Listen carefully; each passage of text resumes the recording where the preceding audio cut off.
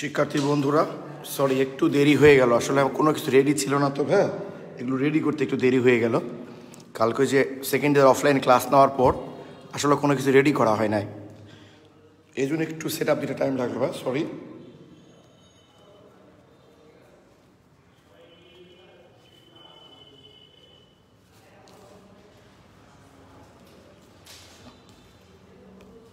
একটু টাইম দিয়ে 30-35 সেকেন্ড, তাই না? সবাই মোটামুটি জয়েন করুক।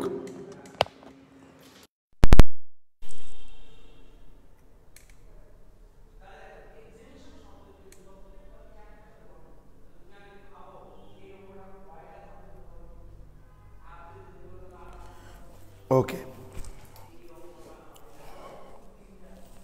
একটু তোমরা দেখো তো ভাইয়া, কয়েকদিন আগে একটু ভয়াতে প্রবলেম হয়েছিল, তো এখন সব সাউন্ড বা ভিডিও সব ক্লিয়ার কিনা একটু প্লিজ তোমরা আমাকে কমেন্টে জানাও তো ভাইয়া, সব ক্লিয়ার কিনা একটু প্লিজ জানাও।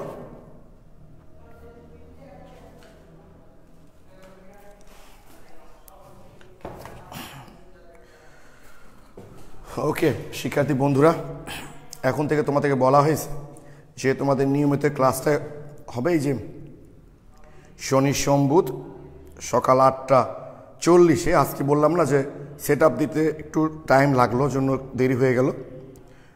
আগামী দিন থেকে ইনশাল্লাহ এটা আর হবে না আমাদের। এখন থেকে তোমাদেরকে বলা হয়েছে।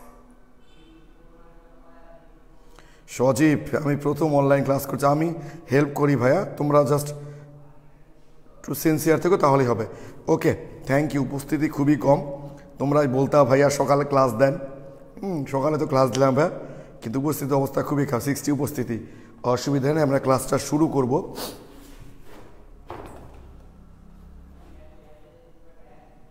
দেখো ভাইয়া, গতদিন একজন কমেন্ট করেছো, বা এইটা আমি তোমাদেরকে এমনিও করতাম, ব্যাখ্যা করতাম আর কি। সেইটা হলো, একটু প্লিজ দেখো, যে কোনো একটা পরমাণুর প্রথম ইলেকট্রন আসক্তি মানে কি? প্রথম ইলেকট্রন গ্রহণ করতে গিয়ে যে শক্তিটা বিমুক্ত হয়, কোন একটা পরমাণুর প্রথম ইলেকট্রন আসক্তি তাপ উৎপাদী হলেও দ্বিতীয় ইলেকট্রন আসক্তি হলো তাপ হারি। মাথায় রাখবা, পরমাণুর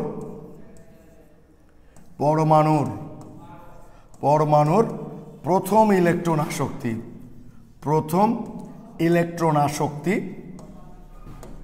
পরমাণুর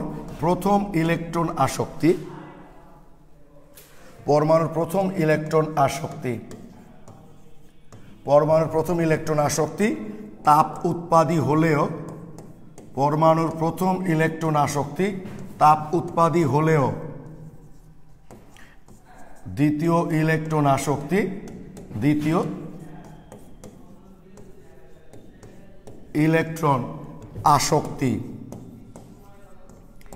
আসক্তি তাপ হারি। আচ্ছা শোনো ভাইয়া, আজকে যারা প্রথম ক্লাসে জয়েন করছে অনলাইন ক্লাসে, তাদের একটু বুঝতে প্রবলেম হতে পারে, কারণ বিগত দ্বিতীয় অধ্যায়ের একটা ব্যাপার আছে, পড়তে হবে। বা আমরা তো ইলেকট্রন আসক্তি, আয়নীকরণ শক্তি, তড়িৎ ঋণাত্মকতা এগুলো মোটামুটি পড়ে ফেলছি, তাই না? আজকে তো এগুলো সলভ হচ্ছে আসলে, তাই একটু কষ্ট করবা। রাসায়নিক বন্ধন যখন আমরা অংশটা শুরু করব, তখন এই প্রবলেমগুলো তোমাদের হবে না।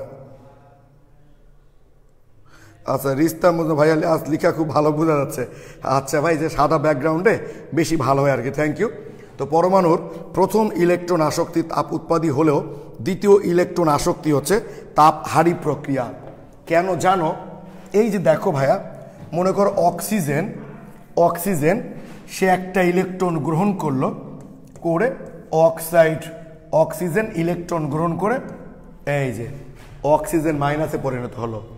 খেয়াল করো ভাইয়া, এইবার একটা ইলেকট্রন গ্রহণ করার কারণে অক্সিজেনের কিন্তু ইলেকট্রন ঘনত্ব বেড়ে গেল, আর ইলেকট্রন ঘনত্ব বাড়ার কারণে এদের ইলেকট্রন বিকর্ষণটাও কিন্তু বাড়বে। আমি আবারও বলছি, এই যে একটা ইলেকট্রন গ্রহণ করলো অক্সিজেন, গ্রহণ করার কারণে কিন্তু তাদের ইলেকট্রন ঘনত্ব বেড়ে গেলে ইলেকট্রন বিকর্ষণ বেড়ে যাবে। ফলে আরেকটা ইলেকট্রন যখন সে গ্রহণ করতে চাইবে, আর একটা ইলেকট্রন গ্রহণ করে সে যখন অক্সাইড আয়ন তৈরি করতে চাইবে, তখন কী হবে জানো? ওই ইলেকট্রন বিকর্ষণগুলোকে ওভারকাম করতে গিয়ে বাইরের থেকে শক্তি দিতে হয়। যেমন তোমার নিশ্চয়ই দেখছো ফ্লোরিন এবং ক্লোরিনের মধ্যে ইলেকট্রন আসক্তি তো ফ্লোরিনের বেশি হওয়া উচিত, অথচ ক্লোরিনের বেশি। কেন? ফ্লোরিনের আকার ছোট। আকার ছোট হওয়ার কারণে ইলেকট্রন ঘনত্বটা বেশি হয়, আর ইলেকট্রন ঘনত্ব বেশি হওয়ার কারণে ইলেকট্রন বিকর্ষণ বেশি হয়। এবার আরেকটা ইলেকট্রন যখন আমরা প্রবেশ করাতে চাই, ওই ইলেকট্রন বিকর্ষণটাকে ওভারকাম করার জন্য কিছু শক্তি ব্যয় হয়ে যায়। তোমরা অনেকেই আমাকে জিজ্ঞেস করছো গত ক্লাসে যে ভাইয়া তাহলে তো ব্রোমিনের হওয়ার কথা। না ভাইয়া, ব্রোমিনের হবে না। এই কারণে ব্রোমিনের আকার যে আবার অনেক বড়, বৈস্থিক স্তরটা তো এমনি দূরে আছে, আকর্ষণ কম, তারপর আবার বৈস্থিক স্তর এমনি বেশি শক্তি নিয়ে আসে, কারণ যত দূরের অরবিট হয় শক্তির মান তত বেশি হয়। এই কারণে ব্রোমিনের বা ব্যাপারটা এরকম যে ওই যে একটা ব্রেঞ্চে 4 জন বসে আছে ক্লোরিনের, ফ্লোরিনের বসে আছে 4 জন, বাট ফ্লোরিনের বেঞ্চটা হচ্ছে ছোট। এখন ক্লোরিনের 4 জন বসার জন্য এনাফ, তো ব্রোমিনে আরও যদি বড় হয় কোনো অসুবিধা নাই তো, কারণ এরও তো ফাঁকা ফাঁকা বসতে, বাট ফ্লোরিনের ক্ষেত্রে তো আকারটা ছোট, ফলে এখানে ঘনত্বটা বেশি হয়, এই জন্য শক্তিটা ব্যয় করতে হয় বেশি। অক্সিজেন বা যে কোনো পরমাণুর ক্ষেত্রেও তাই ভাব যে প্রথমে একটা ইলেকট্রন গ্রহণ করার পর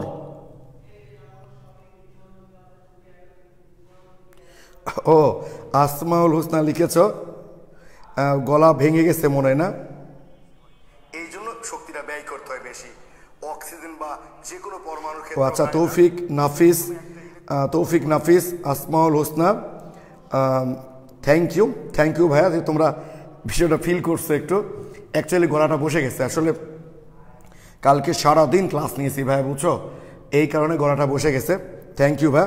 আর শাড়িয়ার সাউন্ড, জি ভাই সুস্থ আছি ভাই, জাস্ট সারাদিন ক্লাস নেওয়ার কারণে গলাটা একটু বসে গেছে।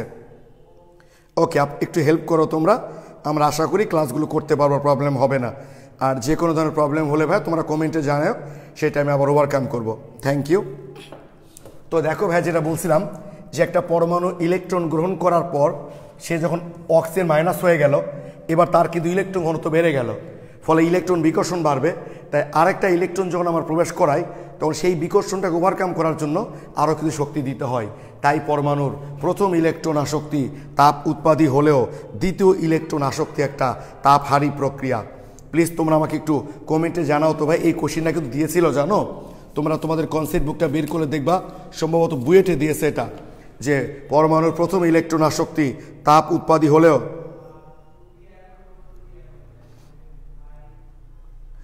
পরমাণুর প্রথম ইলেকট্রন আসক্তি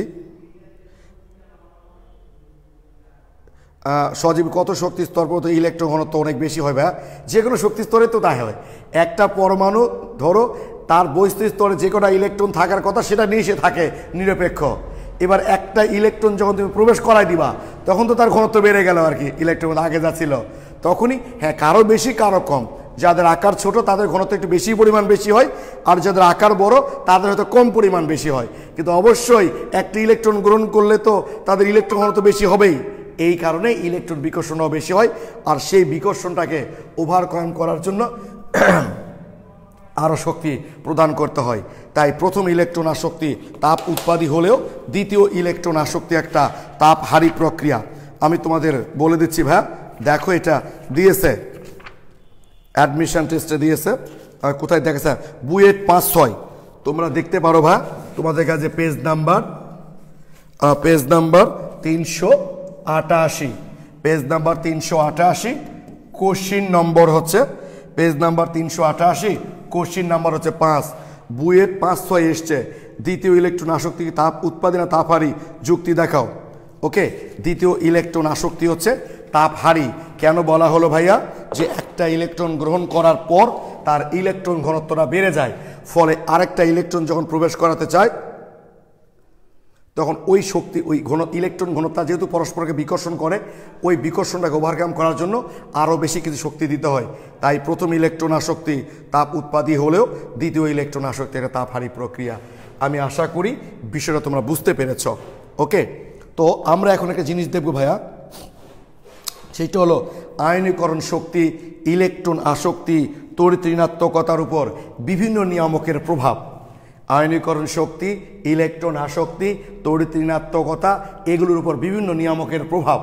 অলরেডি অবশ্য এই নিয়ামকের প্রভাবগুলো তোমরা এই আয়নীকরণ শক্তি, ইলেকট্রন আসক্তি, তড়িৎ ঋণাত্মকতা, এদের যে আকার মানে পর্যায়ভিত্তিক এবং গ্রুপ ভিত্তিক যে পরিবর্তন সেখানে অলরেডি তোমরা পড়ে এসছো।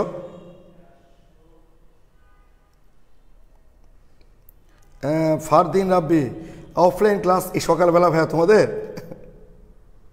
আচ্ছা ঠিক আছে, দেখো ভাইয়া আয়নীকরণ শক্তি, ইলেকট্রন আসক্তি, তড়িৎ ঋণাত্মকতা এগুলোর উপর বিভিন্ন নিয়ামকের প্রভাব। প্রথমে আসি পরমাণুর আকার। তোমরা নিশ্চয় জানো আকার। তোমরা একটু তোমাদের বই থাকলে তোমরা এটা বের করতো ভাইয়া, 270 পেজে 44 নম্বর কোশ্চিন, তাহলে বুঝতে সুবিধা হবে। পেজ নাম্বার 270, কোশ্চিন নম্বর হচ্ছে 44, তাহলে তোমাদের বুঝতে সুবিধা হবে। একটু বইটা বের করো, 270 নম্বর পেজের 44 নম্বর কোশ্চিন। ওকে, তো দেখো আয়নীকরণ শক্তি, ইলেকট্রন আসক্তি, তড়িৎ ঋণাত্মকতা বিভিন্ন নিয়ামকের উপর, এদের উপর বিভিন্ন নিয়ামকের প্রভাব। আকার মানে পরমাণুর আকার। 1 নাম্বারটা হচ্ছে ভাইয়া পরমাণুর আকার। তোমরা নিশ্চয় জানো পরমাণুর আকার যদি বাড়ে তাহলে কোন পরমাণুর আয়নীকরণ শক্তি, ইলেকট্রন আসক্তি, তড়িৎ ঋণাত্মকতা সবই কমে। কেন কমে এটা তোমরা নিশ্চয়ই পড়েছো, ওই যে বহিস্থ স্তরের মধ্যে আকর্ষণটা, তা ধরো আয়নীকরণ শক্তির ক্ষেত্রে কি হয়, বহিস্থ স্তরটা নিউক্লিয়াস থেকে দূরে হয়, ফলে আকর্ষণটা কম হয়, সেখান থেকে ইলেকট্রন সাথে বেশি শক্তি প্রদান করতে হয়। অর্থাৎ গ্রুপ ভিত্তিক এবং পর্যায়ভিত্তিক যে পরিবর্তনটা তোমরা পড়েছো বা সেটাই। 2 নাম্বারটা আসি আমরা আচ্ছাদন প্রভাব। এটা আবার কি? আচ্ছাদন প্রভাব মনে করো ভাইয়া কোন একটা ধর আয়নীকরণ শক্তির ক্ষেত্রে ইলেকট্রন বহিস্থ 6 নাম্বার শক্তি স্তর আছে মনে করো। ধরো আয়নীকরণ শক্তি আমরা নির্ণয় করছি, পরমাণুর ইলেকট্রনটা 6ষ্ঠ শক্তি স্তরে আছে। তো 6ষ্ঠ শক্তি স্তরে গেলে এর ভিতরে অনেক উপস্তর আছে না ভাইয়া, এই যে যেমন ধরো 5s, 5p, 5d, এই উপস্তরগুলো দ্বারা বহিস্থ স্তরে যে ইলেকট্রন, বহিস্থ স্তরের প্রতি নিউক্লিয়াসের যে আকর্ষণ, বহিস্থ স্তরের ইলেকট্রনের উপর নিউক্লিয়াসের যে আকর্ষণ সেইটা কিছুটা বাধাগ্রস্ত হয়। কি দ্বারা বাধাগ্রস্ত হয়? পরমাণুর ভিতরের যে উপস্তরগুলো থাকে, এই যে পরমাণুর বহিস্থ স্তরের প্রতি ভিতরের উপস্তরগুলো দ্বারা আকর্ষণটা কিছুটা বাধাগ্রস্ত হয়। এই বাধাটাকেই বলি আমরা আচ্ছাদন প্রভাব। তোমরা আমাকে এইটুকু বলো তো ভাইয়া। 8:30 সন্ধ্যায় ভালো ছিল, অনেকেই লাইভ করতো। আচ্ছা, এখন কি করবো, কিছু করার নেই। তোমরা তো অনেকে বলতে ভাইয়া যে সকালবেলায় বেটার। তো যাক, দেখো যাদের প্রয়োজন মনে করবে তারা করবে, আর যারা মনে করবে যে প্রয়োজন নেই তাদের তো কিছু বলার নেই ভাইয়া। তোমরা আমাকে প্লিজ একটু আচ্ছাদন প্রভাব জিনিসটা বুঝতে পেরেছো কিনা বলো। যে কোনো একটা পরমাণু ইলেকট্রন বহিস্থ স্তরে যখন থাকে, তো ওই বহিস্থ স্তরের প্রতি নিউক্লিয়াসের যে আকর্ষণ সেইটা কিছুটা বাধাগ্রস্ত হয়। কি দ্বারা বাধাগ্রস্ত হয়? ভিতরে যে উপস্তর থাকে এই উপস্তরগুলো দ্বারা কিছু বাধাগ্রস্ত হয়। এই উপস্তরগুলো দ্বারা বহিস্থ স্তরের প্রতি নিউক্লিয়াসের যে আকর্ষণের যে বাধাটা, এই বাধাটার নামই হচ্ছে, আচ্ছা লাবণী লিখেছো, আচ্ছাদন প্রভাবটা আবার বলেন। ওকে ভাই, আমি আবার বলছি, সমস্যা নাই। কোন একটা পরমাণু বহিস্থ স্তরের প্রতি, কোন একটা পরমাণুর বহিস্থ ইলেকট্রনের প্রতি নিউক্লিয়াসের যে আকর্ষণ, তো ভিতরের স্তরে ভাইয়া, ভিতরের স্তরে যে উপস্তরগুলো আছে ভাইয়া, সেই উপস্তরগুলো দ্বারা এই নিউক্লিয়াসের বহিস্থ স্তরের প্রতি যে আকর্ষণ, সেই আকর্ষণ কিছুটা বাধাগ্রস্ত হয়। এই বাধাটাকেই বলি আমরা আচ্ছাদন প্রভাব।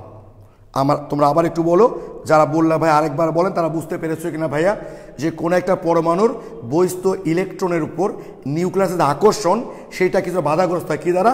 ভিতর স্তরের যে উপস্তরগুলো থাকে। স্বাভাবিক ভাই, আমি তোমাকে বারবার দেখার চেষ্টা করছি। তো সামনে যদি কেউ দাঁড়িয়ে যায় তাহলে তোমাকে বলো তো, তোমাকে যে দেখার প্রভাবটা সেটা কিছুটা বাধাগ্রস্ত হবে কিনা বলো। এই বাধাটাকেই বলি আমরা আচ্ছাদন প্রভাব। তো এই আচ্ছাদন প্রভাবের কারণে পরমাণুর আয়নীকরণ শক্তি, ইলেকট্রন আসক্তি, তড়িৎ ঋণাত্মকতা কিভাবে প্রভাবিত হয় সেটা একটু বই থেকে পড়ো তোমরা। আমি কনফিডেন্ট তোমরা বুঝতে পারবা বিষয়টা আর কি। আচ্ছা, থ্যাংক ইউ, লাবণী লিখেছে, বুঝেছি ভাই, থ্যাংক ইউ। ক্লিয়ার ভাই? যে আমি তোমাকে দেখছি, দূরে দেখছি তোমাকে, তো আমার সামনে কেউ এসে দাঁড়িয়ে গেল, তাহলে আমি যে তোমাকে দেখছি সেই দেখাটা কিছুটা কী হবে? বাধাগ্রস্ত হবে। এটাকেই বলা হয় আচ্ছাদন প্রভাব। ক্লিয়ার ভাই? এটাই আচ্ছাদন প্রভাব, যে বহিস্থ স্তরের ইলেকট্রনের প্রতি নিউক্লিয়াসের আকর্ষণ কিছুটা বাধাগ্রস্ত হয় কি দ্বারা? ভিতরের উপস্তর দ্বারা। এই বাধাটাকেই বলা হয় আচ্ছাদন প্রভাব।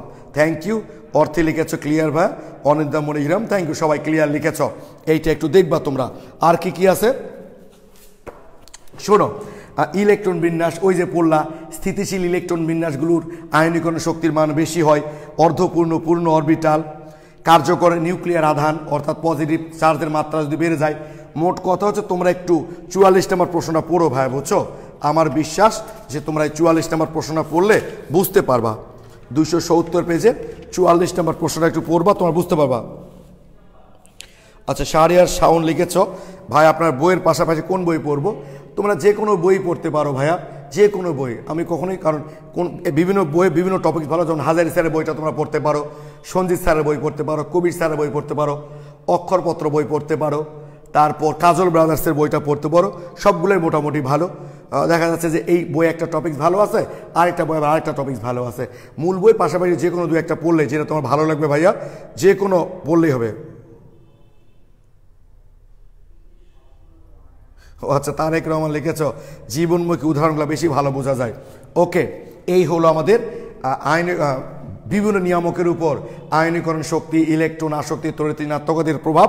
তোমরা 44 270 নম্বর পেজের ভাইয়া 244 নম্বর কোশ্চেন একটু পড়ো, আমার বিশ্বাস তোমরা বুঝতে পারবা। এইবার আমরা যে জিনিসটা দেখব সেইটার নাম হচ্ছে কর্ণ সম্পর্ক। খুবই ইম্পর্ট্যান্ট একটা জিনিস, কর্ণ সম্পর্ক।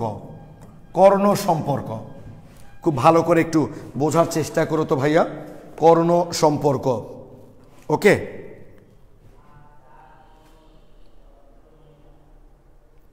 আচ্ছা, তৌফিক নব নাসির হাজারি আগে হবে। আচ্ছা, কর্ণ সম্পর্ক জিনিসটা কি একটু দেখো। তোমরা কি একটা ব্যাপার খেয়াল করেছো ভাইয়া? তোমরা কি একটা ব্যাপার খেয়াল করেছো?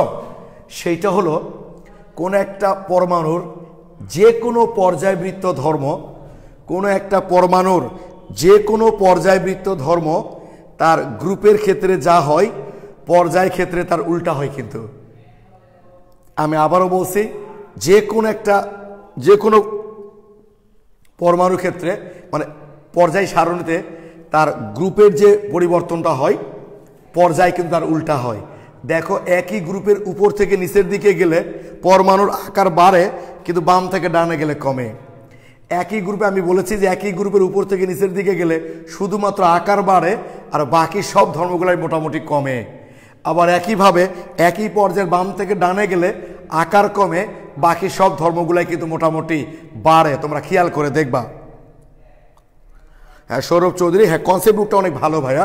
তোমরা যে দেখবা কনসেপ্ট বুকটা এমনভাবে সাজানো, এখন তোমাদের হয়তো কলেজ টলেজ নাই, পড়ার চাপ একটু কম, তাই মনে হচ্ছে যখন পড়ার চাপ বেড়ে যাবে, এই বই ওই বই ঘাটার যখন সময় পাবা না, তখন তোমার কাছে মনে হবে ভাইয়া যে যাক কনসেপ্ট বুকটাই ভালো। কারণ আমি যে বইটাই পড়তে যাই না কেন, দেখা যায় কনসেপ্ট বুকে যে বইটা ভালো টপিকস সেটাই কনসেপ্ট বুকে আছে, অর্থাৎ সবগুলো বইয়ের একটা ফ্লেভার পাওয়া যায়। ওকে, তো প্লিজ দেখো ভাই একটু, যে তোমরা খেয়াল করবা, ও যেটা বলছিলাম যে একই গ্রুপের উপর থেকে নিচের দিকে গেলে শুধুমাত্র আকার কমে, বাকি সব ধর্মগুলোই মোটামুটি বাড়ে। বাম থেকে ডানে গেলে শুধুমাত্র আকার কমে, বাকি সব ধর্মগুলোই বাড়ে। খেয়াল করে দেখবা। এবং গ্রুপ ভিত্তিক যে পরিবর্তন হয় পর্যায় ভিত্তিক তার উল্টা হয়। তোমরা আমাকে কমেন্টে জানাও এই বিষয়ে তোমরা খেয়াল করেছো কিনা, যে গ্রুপ ভিত্তিক যে পরিবর্তনটা হয় পর্যায় ভিত্তিক তার উল্টা হয়। একই গ্রুপের উপর থেকে নিচের দিকে গেলে আকার বাড়ে, বাম থেকে ডানে গেলে কমে। একই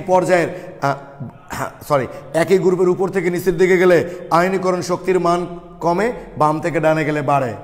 একই গ্রুপের উপর থেকে নিচের দিকে ইলেকট্রন আসক্তির মান কমে, বাম থেকে ডানে গেলে বাড়ে। আকার উপর থেকে নিচে গেলে বাড়ে, বাম থেকে ডানে গেলে কমে। অর্থাৎ উপর থেকে নিচের দিকে গেলে যা হয় বাম থেকে ডানে গেলে তার উল্টা হয়। এই বিষয়টা তোমরা খেয়াল করেছো কিনা প্লিজ একটু কমেন্টে জানাও। তো তোমাদের আবার বলছি, তোমরা আবার কনসেপ্ট বুকটা খুব ভালো করে পড়ো, দেখবে কোথাও তোমরা বাদ বানা ভাইয়া, বুঝছো? তারপর পাশাপাশি একটা মূল বই পড়তে পারো। হ্যাঁ, নীলয় কুমার তন্ময় লিখছে জি ভাইয়া। আচ্ছা, লাবণী, আচ্ছা, তানিয়া খাতুন, শিবান্ত মঈন, থ্যাংক ইউ।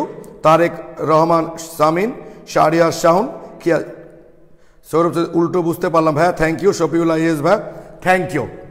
তো তোমরা একটা গল্প কি জানো যে একটা হুজুর একটা জায়গায় মাওলানা সাহেব আর কি বয়ান দিতে গেছে, একটা গল্প এটা, জাস্ট আদারওয়াইজ নিও না ভাইয়া তোমরা। 9-10 ছিল রিস্তা মজুমদার, ওকে ভাইয়া। তো বক্তৃতা দেওয়ার সময় তো উনি বলেছেন যে এখানে যদি নোয়াখালী কুমিল্লার কোনো মানুষ থাকে দয়া করে তারা এখান থেকে বের হয়ে যান। তার যুক্তিটা হচ্ছে নোয়াখালী কুমিল্লার মানুষগুলো সবসময় পেছিয়ে কথা বলে। তো জাস্ট বের হয়ে গেছে। তো হুজুর বয়ান দেওয়া শুরু করেছে যে অমুক জায়গায় একটা কুদরতি গাছ আছে, এই গাছটা এমন কুদরতি গাছ, ওই গাছের পাতা যদি জলে পড়ে তাহলে কুমির হয়ে যায়, আর যদি ডাঙ্গায় পড়ে তাহলে বাঘ হয়ে যায়। মানে বলছে এমন একটা কুদরতি গাছ, সেই গাছের পাতা যদি জলে পড়ে তাহলে সেই পাতাটা কুমির হয়ে যায়, আর যদি ডাঙ্গায় পড়ে তাহলে সেটা বাঘ হয়ে যায়। তো একজন দাঁড়িয়ে হাত তুলেছে যে হুজুর, পাতার যদি অর্ধেক ডাঙ্গায় পড়ে আর অর্ধেক যদি জলে পড়ে তাহলে কি হবে? হুজুর তো চরম রেগে গেছে যে এই নিশ্চয় কুমিল্লা বা নোয়াখালী মানুষ এ ধরনের প্রশ্ন করে। আসলে প্রশ্ন তো ভাই লজিক্যাল, যে জলে পড়ে যদি কুমির হয়, ডাঙ্গায় পড়লে যদি বাঘ হয়, তো পাতার যদি অর্ধেক জলে আর অর্ধেক ডাঙ্গায় পড়ে তাহলে আসলে কি হবে? কথাটা একদমই তৌফিক নোয়াখালীর কেউ আছে নাকি? থাকলে কিছু মনে করো না ভাইয়া, আমি প্রথমেই বলে নিয়েছি এটা জাস্ট একটা ফান, একটা গল্প। তো ঠিক তেমনই আমাকে যদি কোনো স্টুডেন্ট জিজ্ঞেস করে, এই যে ভাইয়া দেখো তোমরা একটু প্লিজ খেয়াল করবা, এই যে একটু দেখো, এইটা 1A গ্রুপের মৌল, এইটা 2A গ্রুপের মৌল, তাই না? এটা প্রথম পর্যায়, দ্বিতীয় পর্যায়, তৃতীয় পর্যায়, চতুর্থ পর্যায়, পঞ্চম পর্যায়, ষষ্ঠ পর্যায়, ঠিক না? হাইড্রোজেন দিলাম প্রথমে, যদিও হাইড্রোজেনের ব্যাপারটা স্পেশাল। তোমরা জানো যে হাইড্রোজেনকে দুষ্টু মৌল বলা হয়। ওর কিছু ধর্ম 1A গ্রুপের মতো, আবার কিছু ধর্ম 7A গ্রুপ, ও যদিও বাদর ব্যাপারটা আলাদা। Lithium, sodium, potassium, rubidium, caesium, francium, okay. তারপর এখানে আছে বেরিলিয়াম,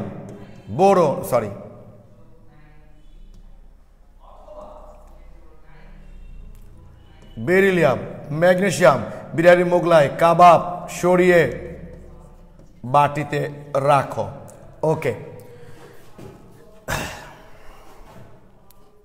আচ্ছা দেখো, তোমাদের এক্সাম্পলটা কেন দিয়েছি আমি, হাইড্রোজেনের ব্যাপারটাই আলাদা, ও বাদ। আমরা লিথিয়াম দিয়ে শুরু করি।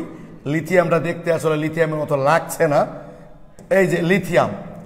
এখন কথা হচ্ছে, তোমরা হয়তো আমাকে বলবা যে ভাইয়া আপনি বললেন যে একই গ্রুপের উপর থেকে নিচের দিকে গেলে যা হবে বাম থেকে ডানে গেলে তার উল্টা হবে। তো ধরুন কোন একটা মৌল যদি কোন একটা মৌলের নিচেও থাকে আবার ডানেও থাকে তাহলে কি হবে? আমার প্রশ্ন বুঝতে পেরেছো? ধরো আয়নীকরণ শক্তির কথাটাই আমি বলি, উপর থেকে নিচের দিকে গেলে আয়নীকরণ শক্তির মান কমে, আবার বাম থেকে ডানে গেলে বাড়ে। তো তোমাদের কারো প্রশ্ন হচ্ছে, উপর থেকে নিচের দিকে গেলে যদি আয়নীকরণ শক্তির মান কমে আর বাম থেকে ডানে গেলে যদি বাড়ে, তো কোনো মৌলের যদি নিচেও থাকে আবার ডানেও থাকে তাহলে কি হবে? বোঝনি? কোনো মৌলের নিচেও থাকলো আবার ডানেও থাকলো, কারণ নিচে গেল আমরা বললাম আয়নীকরণ শক্তির মান কমলো, আবার ডানে গেল আবার বলছি বাড়লো, তাহলে কি হলো? এটাই হলো ভাই করণ সম্পর্ক। এই যে দেখো ম্যাগনেসিয়াম, এই যে প্লিজ একটু খেয়াল করো ভাইয়া, এই যে ম্যাগনেসিয়াম দেখো লিথিয়ামের নিচে আছে কিন্তু আবার ডানেও আছে, এই কারণে লিথিয়ামের সাথে ম্যাগনেসিয়ামের ধর্মের মিল হয়।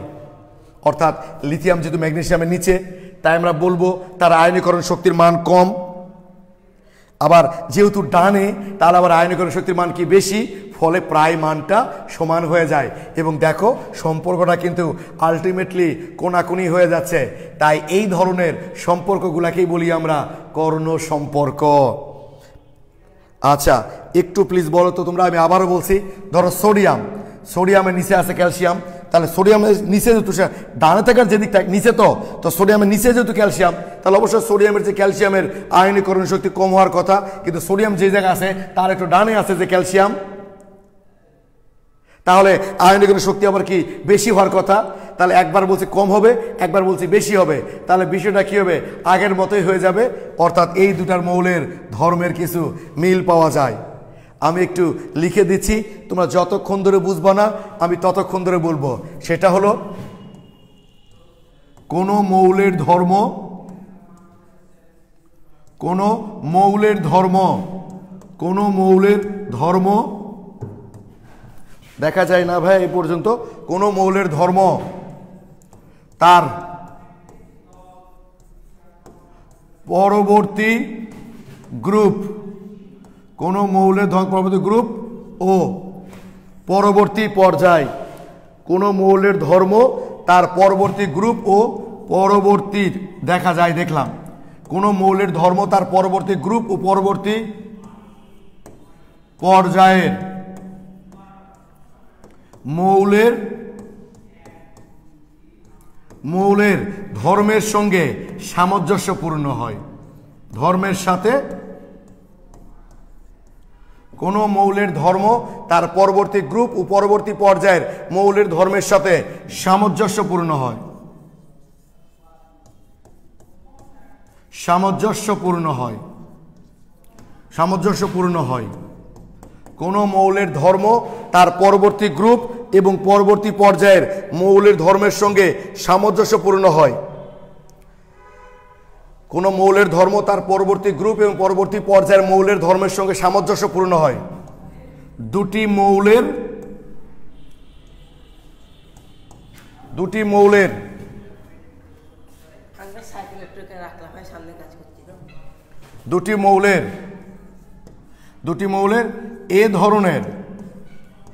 মৌলের এ ধরনের সম্পর্ককে বলা হয়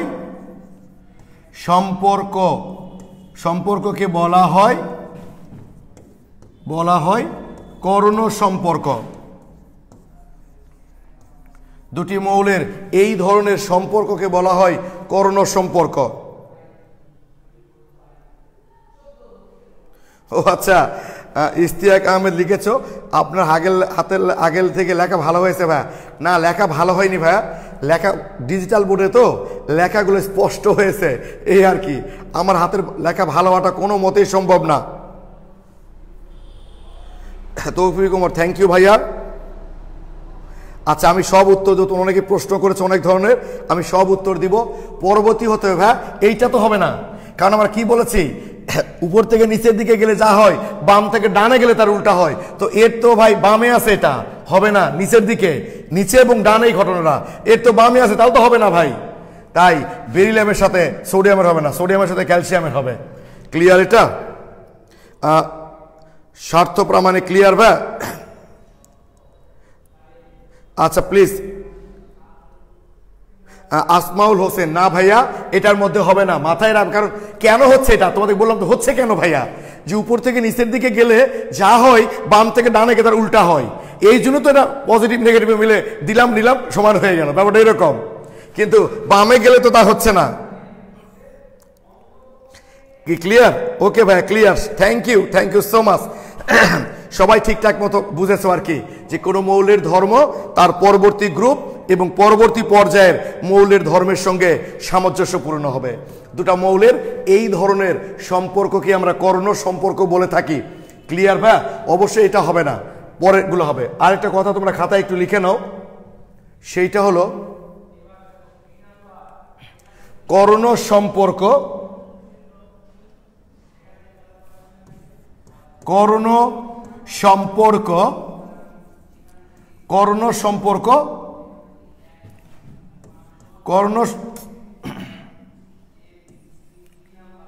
কর্ণ সম্পর্ক শুধুমাত্র, কর্ণ সম্পর্ক শুধুমাত্র এ উপশ্রেণী,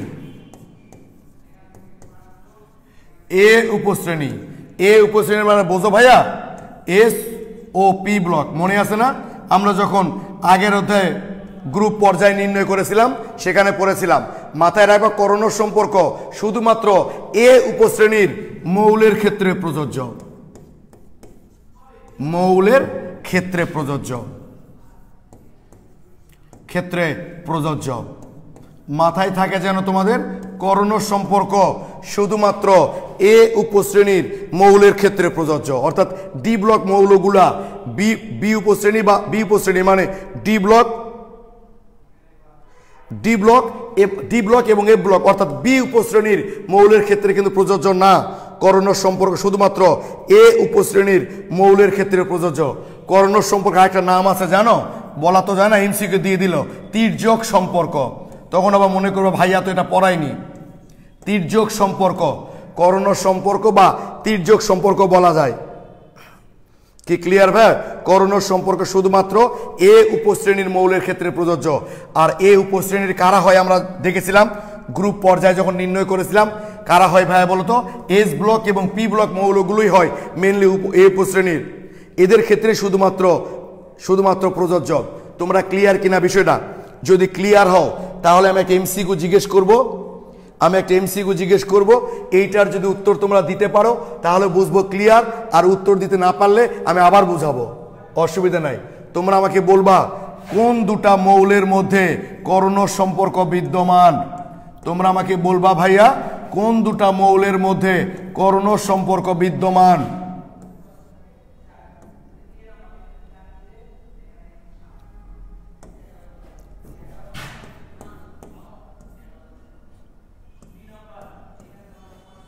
কোন দুটা মৌলের মধ্যে করণ সম্পর্ক বিদ্যমান? কোন দুটা মৌলের মধ্যে করণ সম্পর্ক বিদ্যমান? তোমরা আমাকে একটু কমেন্টে জানাও প্লিজ। তোমরা একটু কমেন্টে জানাও ভাই আমাকে কোন দুটা মৌলের মধ্যে করণ সম্পর্ক বিদ্যমান। তোমাদের কমেন্টের জন্য ওয়েট করছি আমি। Rista Majumdar clear, Farzana Yasmin clear, Tausif Ahmed clear, Shahriar Shaon clear. Thank you ভাইয়া, আমি চেষ্টা করি। আচ্ছা, অনিন্দিতা মণিগ্রাম ডি লিখেছ, ইস্তিয়াক আহমেদ বি, তৌসিফ আহমেদ রাফিদ ডি, তারপর Sayani Orthi D, Sadrul Hasan D, Shahriar Shaon D, Sourav Chowdhury D, Shafiullah D, Monika Alam D, Sourav Chowdhury, Niloy Kumar Toni D, Kawsar Mahmud Shiab D, Norita Afroz D, Akhi D, Safia Safi D. Thank you so much, তোমরা খুবই ভালো বুঝতে পেরেছ। কেন দেখো, নাইট্রোজেনটা হলো, খেয়াল করো, 5A গ্রুপের মৌল। সহজ কথা, 5A গ্রুপের মৌল, তাই না? মানে 15 নাম্বার। আর ফসফরাসও হলো 5A গ্রুপ, মানে একই গ্রুপের। এও 15 নাম্বার গ্রুপ, এও 15 নাম্বার গ্রুপ। অতএব এদের মধ্যে করণ সম্পর্ক হবে না, একই গ্রুপ হওয়া যাবে না। আমি বলেছি পরবর্তী গ্রুপ, পরবর্তী পর্যায়, এদের ক্ষেত্রেও তাই। এ হলো 6A গ্রুপ মানে 16 নাম্বার গ্রুপ, এও 6A গ্রুপ 16 নাম্বার গ্রুপ। অতএব এদের ক্ষেত্রে হবে না, কারণ এরা হলো একই গ্রুপের। নাইট্রোজেন আর অক্সিজেন A5A গ্রুপ আর A6A গ্রুপ ঠিকই আছে, কিন্তু দুটা একই পর্যায়ের, দুটা মৌলই দ্বিতীয় পর্যায়, অবশ্যই হবে না। আমরা বলেছি পরবর্তী গ্রুপ এবং পরবর্তী পর্যায় হতে হবে। বেরিলিয়াম হচ্ছে 2A গ্রুপের মৌল, অ্যালুমিনিয়াম হচ্ছে 3A গ্রুপের মৌল। ওকে, বেরিলিয়াম হলো দ্বিতীয় পর্যায়ের মৌল, অ্যালুমিনিয়াম হলো তৃতীয় পর্যায়ের মৌল। তার মানে বেরিলিয়াম এবং অ্যালুমিনিয়ামের মধ্যে করণ সম্পর্ক বিদ্যমান, কারণ এরাই পরবর্তী গ্রুপ এবং পরবর্তী পর্যায়ের মৌলের সঙ্গে সম্পর্ক তৈরি হয়েছে। তোমরা আমাকে প্লিজ একটু জানাও করণ সম্পর্ক তোমরা বুঝতে পারলা কিনা, যারা ভুল করেছিলা তারা ক্লিয়ার কিনা। যদি বুঝতে পারো তাহলে ভাই আমরা পরবর্তী টপিকে একটু চলে যাব। ওকে, এই জিনিসটা খুবই ইম্পর্টেন্ট, খুবই ইম্পর্টেন্ট কিন্তু ইজি। দেখো, জাস্ট তোমাদের পরীক্ষায় দিবে যে কোন দুটা মৌলের মধ্যে করণ সম্পর্ক বিদ্যমান, তোমরা দেখবা সেই দুটা মৌল জাস্ট পরবর্তী গ্রুপ এবং পরবর্তী পর্যায় কিনা। যেমন আমরা আরও কিছু উদাহরণ এখানে ব্যবহার করতে পারি ভাইয়া। দেখো, আরও কিছু উদাহরণ আমরা ব্যবহার করতে পারি। যেমন ধরো, আমাদের সোডিয়ামের সাথে অবশ্যই ক্যালসিয়ামের একটা করণ সম্পর্ক আছে। সোডিয়ামটা হলো 1A গ্রুপের মৌল, ক্যালসিয়াম দেখো 2A গ্রুপের মৌল। সোডিয়াম তৃতীয় পর্যায়ের মৌল, ক্যালসিয়াম চতুর্থ পর্যায়ের মৌল। অবশ্যই এই দুটার মধ্যে কিন্তু করণ সম্পর্ক আছে। ওকে, এইভাবে কিন্তু আমরা বের করতে পারি। আবার দেখো, বোরন এবং সিলিকন এই দুটার মধ্যেও কিন্তু করণ সম্পর্ক আছে। বোরন হলো 3A গ্রুপের মৌল, সিলিকন হলো 4A গ্রুপের মৌল। দেখো, পরবর্তী গ্রুপ হচ্ছে। আবার দেখো বোরন দ্বিতীয় পর্যায়ের মৌল, সিলিকন তৃতীয় পর্যায়ের মৌল, অর্থাৎ পরবর্তী পর্যায়ে হচ্ছে। তোমরা ক্লিয়ার কিনা এখন বলো ভাইয়া? আমার বিশ্বাস তোমরা করোনার সম্পর্কটা খুব ভালো বুঝতে পেরেছো এবং তোমরা পরীক্ষায় যদি এখান থেকে প্রশ্ন হয় তোমরা অ্যান্সার করতে পারবা। আমি ভাই তোমাদের এই যে বুক ফাটায় বলছি এইভাবে পড়ো, এইভাবে পড়ালেখা করো, এখন যতটা না ফিল করবা ইন্টারমিডিয়েট পরীক্ষা দিবা, ইন্টারমিডিয়েট পরীক্ষার পর যখন অ্যাডমিশন টেস্টে আসবা তখন তোমাদের মনে হবে যে ভাইয়ার কথাগুলো আসলে কেন শুনি নাই। আমি তোমাদের একাডেমিক যেমন স্টুডেন্ট পড়াই, অ্যাডমিশনে কিন্তু হিউজ পরিমাণ স্টুডেন্ট পড়াই এবং তখন আমি গিয়ে দেখেছি ফার্স্ট ইয়ার সেকেন্ড ইয়ারের যেসব স্টুডেন্টরা হিউজ পরিমাণ ল্যাকিং রেখে এসছে অ্যাডমিশন টেস্টে আমি শত চেষ্টা করেও সেই ল্যাকিংগুলো ওভারকাম করতে পারি না। কি ঠিক আছে? কারণ সময়ের তো একটা ব্যাপার আছে ভাই, তখন তো আমরা এত সময় পাই না। ওকে, তো তোমরা দু একজন গ্রুপে পোস্ট দিয়েছো এই জিনিসগুলো পড়তে হবে কিনা। তো আজকে যেহেতু বুধবার, তো এখন থেকে আমরা ভাইয়া বুধবার করে কিছু মুখস্থ জিনিস তোমাদেরকে পড়তে দিব আমি, কারণ বুধবারের পর দেখো বৃহস্পতিবার শুক্রবার মাঝখানে 2 দিন ছুটি পাচ্ছ, তোমরা পড়ে নিতে পারবা। ঠিক আছে, তাহলে 270 নাম্বার পেজের আজকে আমি কি বললাম 200 পেজ নাম্বার 270 এই পেজের তোমাদেরকে আমি বললাম 44 নাম্বার প্রশ্নটা পড়তে, এটা অবশ্যই পড়বা। পেজ নাম্বার 269 এই পেজেই এই যে 43 নাম্বার কোশ্চেনটা আছে করোনার সম্পর্ক। ওকে, তো তার নিচে দেখো এক্সক্লুসিভ লেখা আছে, দেখবা এক্সক্লুসিভ লেখা আছে। এই এক্সক্লুসিভ লিখে দেখো লেখা আছে কোন পর্যায়ে কিভাবে কি পরিবর্তন হয়, এই যে ক্ষার ধাতুর বৈশিষ্ট্য, এগুলো একটু পড়ে নিও ভাইয়া। তোমাদের ক্ষার ধাতুগুলোর বৈশিষ্ট্যগুলো একটু পড়ো, তোমাদের কাজে লাগবে, আমি বুঝাবো। আগে পড়ো, পড়ে দেখো কিরকম প্রবলেম ফেস করো তোমরা। আর তোমরা একটু চলে আসবে এখন এই যে 260 নাম্বার পেজ নাম্বার 260 নাম্বার পেজে দেখবা লেখা আছে বিভিন্ন ধাতুর আকরিক। যারা ধরো গ্রুপে নতুন জয়েন করেছো, ফলে ক্লাসগুলো হয়তো আপাতত বুঝতে পারছো না, যেহেতু নতুন, অন্তত সময় করে তো ভাই এই কাজগুলো তোমরা করতে পারো। তো বিভিন্ন বই, সব বইয়েই এই যে বিভিন্ন ধাতুর উৎসগুলো দেওয়া আছে ভাইয়া, এগুলো অবশ্যই পড়বা। টার্গেট নিবা যে প্রত্যেক দিন আমি হয়তো 5টা করে পড়বো। এই যে sodium, potassium, magnesium, aluminium, silicon, একদম এই যে 261 পেজের কপারের আকরিক পর্যন্ত, এই আকরিকগুলা কিন্তু খুব গুরুত্বপূর্ণ ভাই, তোমরা অবশ্যই। নাফিস ঠিক বলেছো ভাই, আমরা আস্তে আস্তে পড়বো, তোমরা অবশ্যই ভাই বিভিন্ন ধাতুর যে আকরিকগুলো আছে সেগুলো অবশ্যই পড়বা একটু, তোমরা বিভিন্ন ধাতুর আকরিকগুলো অবশ্যই পড়বা। ওকে, তো এখন একটা মজার ব্যাপার কি জানো, এই যে কপার কার্বনেট, কপার হাইড্রোক্সাইড, তোমরা বইয়ে দেখবা কপার কার্বনেট, কপার হাইড্রোক্সাইড, কপারের আকরিক। বুঝতেই পারছো আকরিক কাকে বলে আমরা জানি, যেসব খনি থেকে ধাতু নিষ্কাশন করা হয় তাদেরকে আকরিক বলা হয়। তবে এটা কিন্তু ঠিক, তোমরা কিন্তু অনলাইন ক্লাসে অনেকটা ঝিমিয়ে গেছো, খেয়াল করে দেখবা তোমরা প্রথম দিকে অনলাইন ক্লাস করার সময় গ্রুপে যে পরিমাণ প্রবলেম পোস্ট দিতা, ক্লাস করার পর যে পরিমাণ লেকচার খাতা গ্রুপে পোস্ট দিতা, এখন কিন্তু ভাইয়া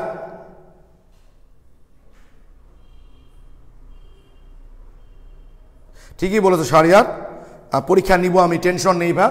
তো যেটা বলছিলাম তোমাদের কিন্তু অনলাইন ক্লাসের এটা এনার্জিটা কমে গেছে, কোনো কাজ কিন্তু ভাই শুরু করা সহজ, কোনো কাজ কিন্তু শুরু করা ভাই সহজ, কিন্তু এটা কন্টিনিউ করার অনেক কঠিন। সবাই পারে না, কেউ পারে, যারা পারে তারাই ভালো করে। তো যাক দেখো এই যে এটা দুটাই কপারের আকরিক। তোমরা জানো যেসব খনি থেকে ধাতু নিষ্কাশন করা হয় তাদেরকে আমরা আকরিক বলে থাকি। তো দুটাই কপারের আকরিক, বুঝতেই পারছো কপার আছে। তো একটার নাম হচ্ছে কিন্তু ম্যালাকাইট, আরেকটা নাম হচ্ছে অ্যাজোরাইট। কি বললাম ভাই আমি? একটার নাম হলো ম্যালাকাইট, আরেকটার নাম হচ্ছে অ্যাজোরাইট। পোলাপান প্রায় এই দুটা সংকেত ভুল করে যে কোনটা ম্যালাকাইট আর কোনটা অ্যাজোরাইট। তো এভাবে মনে রাখবা ভাইয়া, একটার নাম হলো ম্যালাকাইট, একটার নাম হলো ম্যালাকাইট, আরেকটার নাম হলো অ্যাজোরাইট।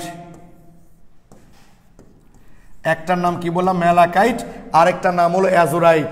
এখন পোলাপান ভুল করে কোনটা আসলে ম্যালাকাইট কোনটা অ্যাজোরাইট, সংকেত তো একই রকম, একটার সামনে 2 আছে আর একটার সামনে 2 নাই।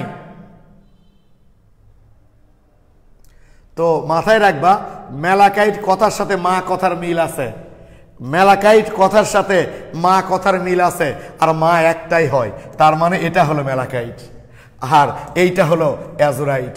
এইভাবে মনে রাখবা, তার ভুলটা হবে না যে ম্যালাকাইট কথার সাথে মা কথার মিল আছে আর মা কিন্তু একটাই হয়, তাই যেটা ম্যালাকাইট তার সামনে 1 আর যেটা অ্যাজোরাইট তার সামনে 2। অনেকেই এই আসলে আকরিকের নামগুলো মনে রাখার অনেক টেকনিক অ্যাপ্লাই করে, আমি সব টেকনিক বলি না ভাই, কারণ টেকনিক এত বেশি এত চিন্তা করতে হয়, ওই টেকনিক মনে রাখার চেয়ে আকরিকের সংকেত মনে রাখাটাই ভালো। ক্লিয়ার ভাই? তাহলে মনে থাকে যেন কোনটার সামনে 1 হবে, আমি বলছি ম্যালাকাইটের সামনে 1 হবে, কারণ ম্যালাকাইট কথার সঙ্গে মা কথার মিল আছে আর মা একটাই হয়। আর কোনটার সামনে অ্যাজোরাইট হবে, তাহলে বাকিটা 2 যেটা সেটা অ্যাজোরাইট। আরও একটা নাম আছে জানো, মেলাকোনাইট। মেলাকোনাইট, মেলাকোনাইট এইটার সংকেত আবার কপার অক্সাইড। খুব কাছাকাছি, দেখো যে ম্যালাকাইট আর অ্যাজোরাইটের সংকেত একই রকম, একটার সামনে 2 আছে একটার সামনে 2 নাই। তো যেটা ম্যালাকাইট, ম্যালাকাইট কথার সাথে মা কথার মিল আছে, মা একটাই হয়, তাহলে বুঝবো এটা ম্যালাকাইট। আর যার সামনে 2 নাই, ওটা 2 আছে সে হচ্ছে অ্যাজোরাইট, যার সামনে 1 আছে সেটা হলো ম্যালাকাইট। আর মেলাকোনাইট আবার কপার অক্সাইড। তো তোমরা অবশ্যই ভাই ধীরে ধীরে এই আকরিকের সংকেতগুলো একটু পড়ে নিবা, ওকে? আসলে আজকে আমার গলার কন্ডিশন ভালো না, এই জন্য বেশি পড়াচ্ছি না, এতটুকুই পড়ো। তো আজকে বেশ কিছু পড়া দিলাম, পড়াগুলো রুমে করে নিও, নেক্সট দিন আমরা আবার এখান থেকে শুরু করবো ইনশাআল্লাহ। ততক্ষণ সবাই ভালো থেকো, সুস্থ থেকো, সবার জন্য শুভকামনা রইল।